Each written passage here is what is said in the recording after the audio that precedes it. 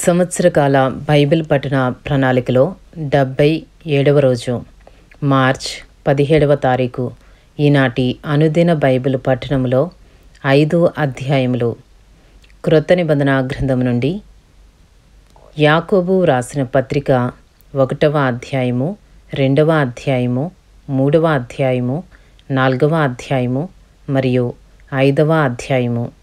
ఈనాటి భాగంలోని 5 అధ్యాయములలో మొదటి అధ్యాయము మన ప్రభువును రక్షకుడునైన యేసుక్రీస్తును గూర్చిన క్రొత్త నిబంధన గ్రంథంలోని 20వ పుస్తకము మరియు పరిశుద్ధ గ్రంథంలోని 59వ పుస్తకము అయిన యాకోబు వ్రాసిన పత్రిక ప్రారంభము. యాకోబు వ్రాసిన పత్రిక 1వ అధ్యాయంలో ఉన్న 27 వచనములు. దేవుని యొక్కయు ప్రభువైన యేసుక్రీస్తు యొక్కయు దాసుడైన యాకోబు అన్య దేశములయందు చెదరియున్న 12 గోత్రముల వారికి శుభమని చెప్పి వ్రాయనది. నా సహోదరులారా, మీ విశ్వాసమునకు కలుగు పరీక్ష ఓర్పును పుట్టించునని ఎరిగి మీరు నానా విధములైన శోధనలలో పడునప్పుడు అది మహానందమని ఎంచుకొనుడి. మీరు సంపూర్ణులను అనునాంగులను ఏ విషయములోనైనను కొదువలేని వారునై ఉండునట్లు ఓర్పు తన క్రియను కొనసాగింపనీయుడి. మీలో ఎవనికైనను జ్ఞానము కొదువుగా ఉన్న ఎడల అతడు దేవుని అడుగవలెను, అప్పుడది అతనికి అనుగ్రహింపబడును. ఆయన ఎవనిని గద్దింపక అందరికిని ధారాళముగా దయచేవాడు. అయితే అతడు ఏమాత్రమును సందేహింపక విశ్వాసముతో అడుగవలెను. సందేహించువాడు గాలిచేత రేపబడి ఎగిరిపడు సముద్ర తరంగమును పోలియుండును. అట్టి మనుష్యుడు ద్విమనస్కుడై తన సమస్త మార్గములయందు అస్థిరుడు గనుక ప్రభువు వలన తనకేమైనను దొరుకునని తలంచుకొనరాదు. యాకోబు 1వ అధ్యాయము 9వ వచనము నుండి. దీనుడైన సహోదరుడు తనకు కలిగిన ఉన్నత దశయందు అతిశయింపవలెను. ధనవంతుడైన సహోదరుడు తనకు కలిగిన దీన దశయందు అతిశయింపవలెను. ఏలయనగా ఇతడు గడ్డి పువ్వు వలె గతించిపోవును. సూర్యుడు ఉదయించి వడగాలి కొట్టి గడ్డిని మార్చివేయగా దాని పువ్వు రాలును, దాని స్వరూప సౌందర్యమును నశించును. అలాగే ధనవంతుడును తన ప్రయత్నములలో వాడిపోవును. శోధన సహించువాడు ధన్యుడు. అతడు శోధనకు నిలిచినవాడై ప్రభువు తన్ను ప్రేమించు వారికి వాగ్దానము చేసిన జీవ కిరీటము పొందును. దేవుడు కీడు విషయమై శోధింపబడనేరడు. ఆయన ఎవనిని శోధింపడు గనుక ఎవడైనను శోధింపబడినప్పుడు నేను దేవుని చేత శోధింపబడుచున్నానని అనకూడదు. ప్రతి వాడును తన స్వకీయమైన దురాశ చేత ఏడ్వబడి మరులు కొల్పబడిన వాడై శోధింపబడును. దురాశ గర్భము ధరించి పాపమును కనగా పాపము పరిపక్వమై మరణమును కనును. నా ప్రియ సహోదరులారా, మోసపోకుడి. శ్రేష్టమైన ప్రతి ఈవియు సంపూర్ణమైన ప్రతి వరమును పరసంబంధమైనదై జ్యోతిర్మయుడగు తండ్రి యొద్ద నుండి వచ్చును. ఆయన యందు ఏ చంచలత్వమైనను గమనముల వలన కలుగు ఏ ఛాయైనను లేదు. ఆయన తాను సృష్టించిన వాటిలో మనము ప్రథమ ఫలముగా ఉండునట్లు సత్యవాక్యము వలన మనలను తన సంకల్ప ప్రకారము కనెను. యాకోబు 1వ అధ్యాయము 19వ వచనము నుండి. నా ప్రియ సహోదరులారా, మీరీ సంగతి ఎరుగుదురు గనుక ప్రతి మనుషుడు వినుటకు వేగిరి పడువాడును, మాటలాడుటకు నిదానించువాడును, కోపించుటకు నిదానించువాడునై ఉండవలెను. ఎందుకనగా నరుని కోపము దేవుని నీతిని నెరవేర్చదు. అందుచేత సమస్త కల్మషమును విర్రవీగుచున్న దుష్టత్వమును మాని లోపల నాటబడి మీ ఆత్మలను రక్షించుటకు శక్తిగల వాక్యమును సాత్వికముతో అంగీకరించుడి. మీరు వినువారు మాత్రమయుండి మిమ్మును మీరు మోసపుచ్చుకొనకుండా వాక్య ప్రకారము ప్రవర్తించువారునై ఉండుడి. ఎవడైనను వాక్యమును వినువాడయుండి దాని ప్రకారము ప్రవర్తింపనివాడైతే వాడు అద్దములో తన సహజ ముఖమును చూచుకును మనిషిని పోలియున్నాడు. వాడు తన్ను చూచుకుని అవతలికి పోయి తానెట్టివాడో వెంటనే మర్చిపోవును కదా.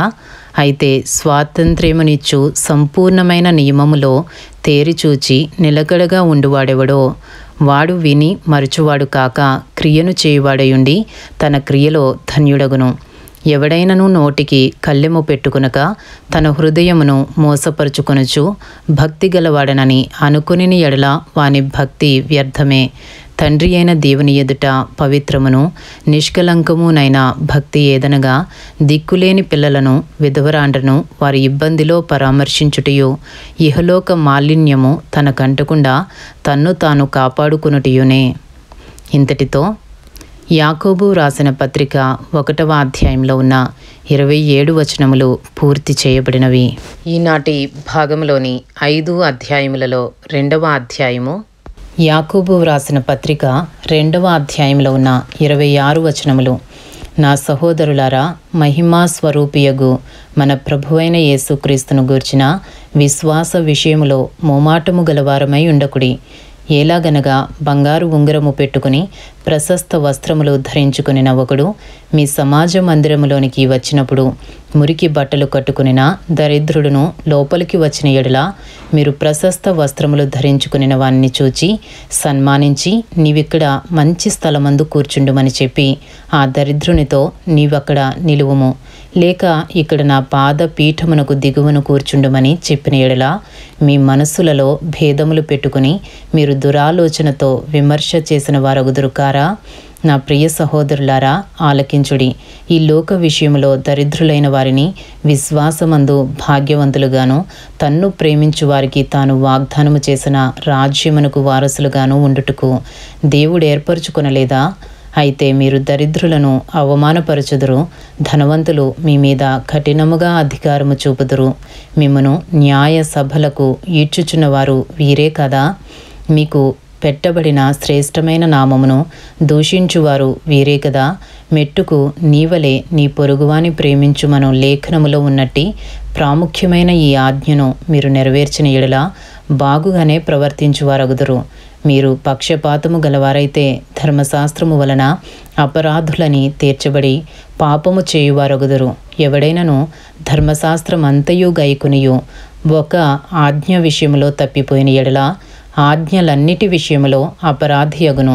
వ్యభిచరింపవద్దని చెప్పినవాడు నరహత్య చేయవద్దనియు చెప్పెను గనుక నీవు వ్యభిచరింపకపోయినను నరహత్య చేసిన ఎడల ధర్మశాస్త్ర విషయములో అపరాధివైతివి. స్వాతంత్ర్యము ఇచ్చి నియమము చొప్పున తీర్పు పొందబో వారికి తగినట్టుగా మాటలాడుడి, అలాగుననే ప్రవర్తించుడి. కనికరము చూపనివాడు కనికరము లేని తీర్పు పొందును, కనికరము తీర్పును మించి అతిశయపడును. యాకోబు 2వ అధ్యాయము 14వ వచనము నుండి. నా సహోదరులారా, క్రియలు లేనప్పుడు ఎవడైనను తనకు విశ్వాసము కలదని చెప్పిన ఎడల ఏమి ప్రయోజనము? అట్టి విశ్వాసం అతని రక్షింపగలదా? సహోదరుడైనను సహోదరి అయినను దిగంబరులై ఆనాటికి భోజనము లేకయున్నప్పుడు మీలో ఎవడైనను శరీరమునకు కావలసిన వాటిని ఇయ్యక సమాధానముగా వెలుడి, చలి కాచుకొనుడి, తృప్తి పొందుడని చెప్పిన ఎడల ఏమి ప్రయోజనము? అలాగే విశ్వాసము క్రియలు లేనిదైతే అది ఒంటిగా ఉండి మృతమైనదగును. అయితే ఒకడు నీకు విశ్వాసమున్నది, నాకు క్రియలున్నవి, క్రియలు లేకుండా నీ విశ్వాసము నాకు కనుపరుచుము, నేను నా క్రియల చేత నా విశ్వాసము నీకు కనుపరుతనని చెప్పును. దేవుడొక్కడే అని నీవు నమ్ముచున్నావు, అలాగూ నమ్ముట మంచిదే. దయ్యములను నమ్మి పనుకుచున్నవి. వ్యర్థుడా, క్రియలు లేని విశ్వాసము నిష్ఫలమైనదని తెలుసుకొనగోరుచున్నావా? మన పితరుడైన అబ్రాహాము తన కుమారుడైన ఇస్సాకును బలిపీఠము మీద అర్పించినప్పుడు అతడు క్రియల వలన నీతిమంతుడని తీర్పు పొందలేదా? విశ్వాసము అతని క్రియలతో కూడి కార్యసిద్ధి కలుగచేసిననియు క్రియల మూలముగా అతని విశ్వాసము పరిపూర్ణమైనదనియు గ్రహించుచున్నావు కదా. కాబట్టి అబ్రాహాము దేవుని నమ్మెను, అది అతనికి నీతిగా ఎంచబడెను అను లేఖనము నెరవేర్చబడెను. మరియు దేవుని స్నేహితుడని అతనికి పేరు కలిగెను. మనుష్యుడు విశ్వాస మూలమున మాత్రము కాక క్రియల మూలమునను నీతిమంతుడని ఎంచబడునని మీరు దీని వలన గ్రహించితిరి. అటువలనే రాహాబను వేశ్య కూడా దూతలను చేర్చుకుని వేరొక మార్గమున వారిని వెలుపలికి పంపివేసినప్పుడు క్రియల మూలముగా నీతిమంతురాలని ఎంచబడెను గదా. ప్రాణము లేని శరీరమేలాగు మృతమో అలాగే క్రియలు లేని విశ్వాసమును మృతము. ఇంతటితో యాకోబు రాసిన పత్రిక 2వ అధ్యాయంలో ఉన్న 26 వచనములు పూర్తి చేయబడినవి. ఈనాటి భాగంలోని 5 అధ్యాయములలో 3వ అధ్యాయము యాకోబు రాసిన పత్రిక 3వ అధ్యాయంలో ఉన్న 18 వచనములు. నా సహోదరులారా, బోధకులమైన మనము మరి కఠినమైన తీర్పు పొందుదమని తెలుసుకుని మీలో అనేకులు బోధకులు కాకుండుడి. అనేక విషయములలో మనమందరము తప్పిపోవచ్చున్నాము. ఎవడైనను మాటయందు తప్పని ఎడల అట్టివాడు లోపము లేనివాడై తన సర్వ శరీరమును స్వాధీనమందుంచుకున్న శక్తిగలవాడగును. గుర్రములు మనకు లోబడుటకై నోటికి కళ్ళెము పెట్టి వాటి శరీరమంతయు త్రిపుదుము కదా. ఓడలను కూడా చూడుడి, అవి ఎంతో గొప్పవై పెనుగాలికి కొట్టుకొని పోబడినను ఓడ నడుపు వాని ఉద్దేశము చొప్పున మిక్కిలి చిన్నదగు చుక్కాని చేత త్రిప్పబడును. అలాగుననే నాలుక కూడా చిన్న అవయవమైనను బహుగా అదిరిపడును. ఎంత కొంచెము నిప్పు ఎంత విస్తారమైన అడవిని తగులబెట్టును. నాలుక అగ్నియే. నాలుక మన అవయవములలో ఉంచబడిన పాప ప్రపంచమై సర్వ శరీరమునకు మాలిన్యము కలుగజేయుచు ప్రకృతి చక్రమునకు చిచ్చుపెట్టును. అది నరకము చేత చిచ్చు పెట్టబడును.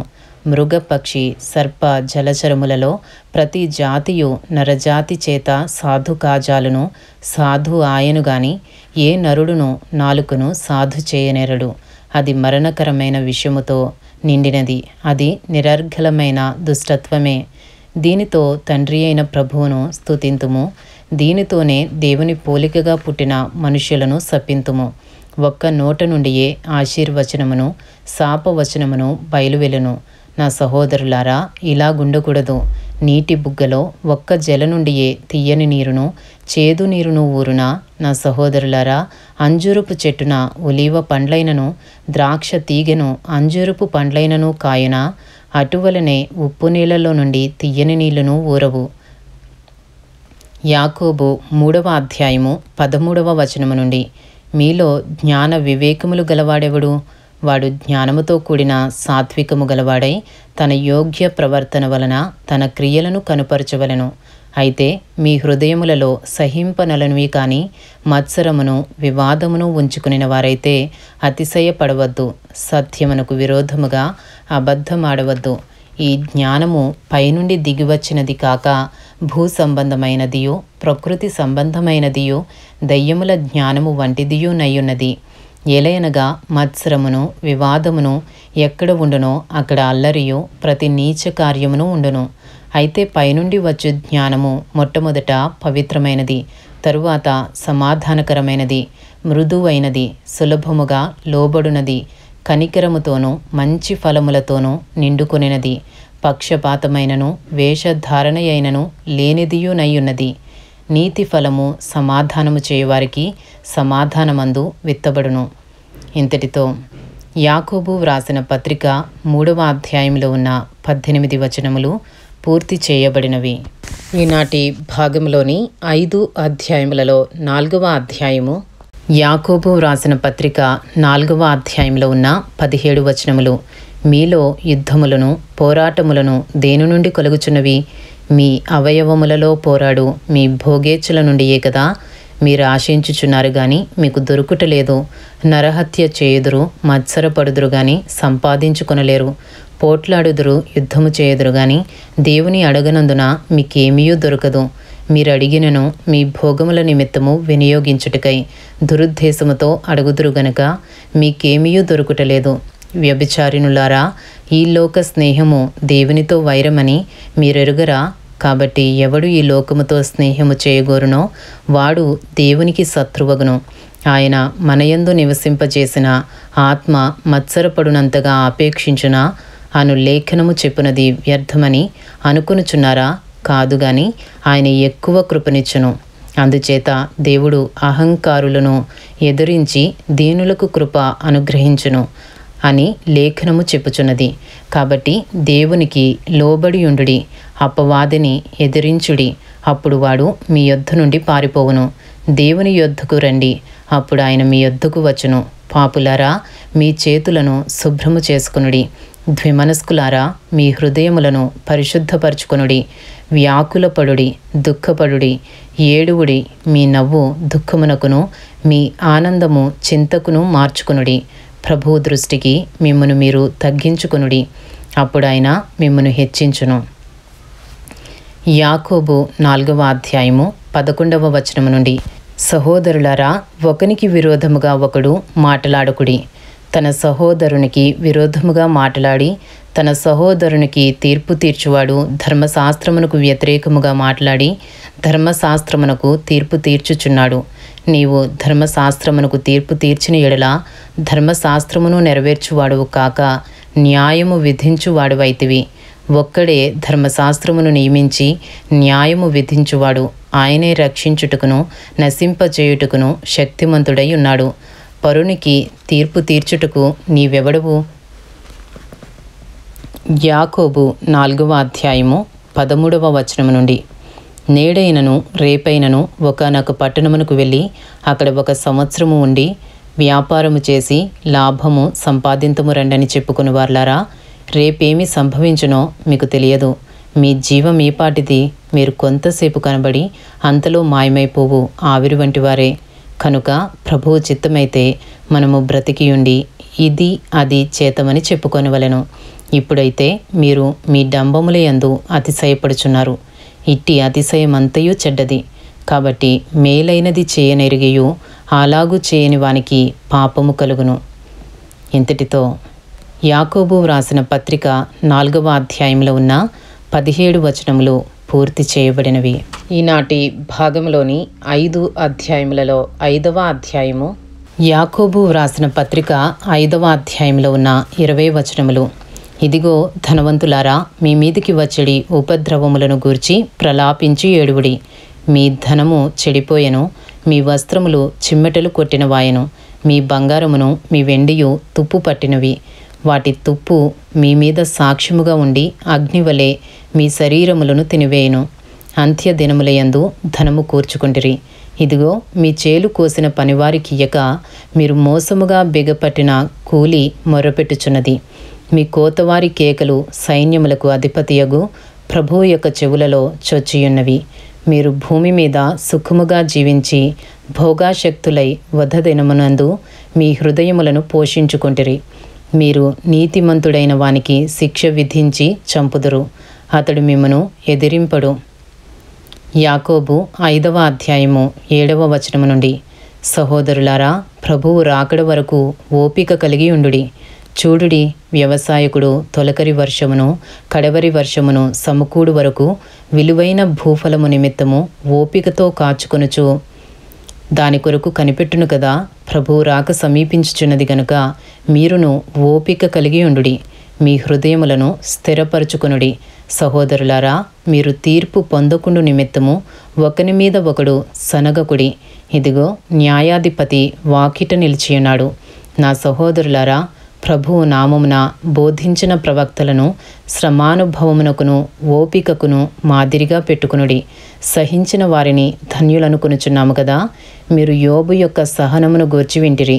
ఆయన ఎంతో జాలియు కనికరమును గలవాడని మీరు తెలుసుకుని ఉన్నారు. నా సహోదరులారా, ముఖ్యమైన సంగతి ఏదనగా ఆకాశము తోడని గాని భూమి తోడని గాని మరి దేని తోడని గాని ఒట్టు పెట్టుకొనక మీరు తీర్పు పాలు కాకుండానట్లు అవునంటే అవును, కాదంటే కాదు అని ఉండవలెను. యాకోబు 5వ అధ్యాయము 13వ వచనము నుండి. మీలో ఎవనికైనను శ్రమ సంభవించినా అతడు ప్రార్థన చేయవలెను. ఎవనికైనను సంతోషము కలిగినా అతడు కీర్తనలు పాడవలెను. మీలో ఎవడైనను రోగి అయ్యున్నాడా అతడు సంఘపు పెద్దలను పిలిపింపవలెను. వారు ప్రభువు నామమున అతనికి నూనె రాచి అతని కొరకు ప్రార్థన చేయవలెను. విశ్వాస సహితమైన ప్రార్థన ఆ రోగిని స్వస్థపరచును. ప్రభువు అతని లేపును. అతడు పాపములు చేసిన వాడైతే పాప క్షమాపణ నొందును. మీ పాపములను ఒకనితోనొకడు ఒప్పుకొనుడి. మీరు స్వస్థత పొందినట్లు ఒకని కొరకు ఒకడు ప్రార్థన చేయుడి. నీతిమంతుని విజ్ఞాపన మనఃపూర్వకమైనదై బహు బలము గలదై ఉండును. ఏలియా మన వంటి స్వభావము గల మనుష్యుడే. వర్షింపకుండునట్లు అతడు ఆసక్తితో ప్రార్థన చేయగా 3.5 సంవత్సరముల వరకు భూమి మీద వర్షింపలేదు. అతడు మరలా ప్రార్థన చేయగా ఆకాశము వర్షమిచ్చెను, భూమి తన ఫలము ఇచ్చెను. నా సహోదరులారా, మీలో ఎవడైనను సత్యము నుండి తొలగిపోయినప్పుడు మరి ఒకడు అతనిని సత్యమునకు మళ్లించిన ఎడల పాపిని వాని తప్పు మార్గము నుండి మళ్లించువాడు మరణము నుండి ఒక ఆత్మను రక్షించి అనేక పాపములను కప్పివేయనని తాను తెలుసుకొనవలెను. ఇంతటితో యాకోబు రాసిన పత్రిక 5వ అధ్యాయంలో ఉన్న 20 వచనములు పూర్తి చేయబడినవి. అలాగే యాకోబు రాసిన పత్రికలో ఉన్న 5 అధ్యాయములు పూర్తి చేయబడినవి. ఇంతటితో క్రొత్త నిబంధన గ్రంథంలోని 20వ పుస్తకము మరియు పరిశుద్ధ గ్రంథములోని 59వ పుస్తకము అయిన యాకోబు వ్రాసిన పత్రిక సమాప్తము. ఈనాటి భాగంలోని 5 అధ్యాయములు యాకోబు వ్రాసిన పత్రిక 1వ అధ్యాయము, 2వ అధ్యాయము, 3వ అధ్యాయము, 4వ అధ్యాయము మరియు 5వ అధ్యాయము పూర్తి చేయబడినవి. Thank you lord.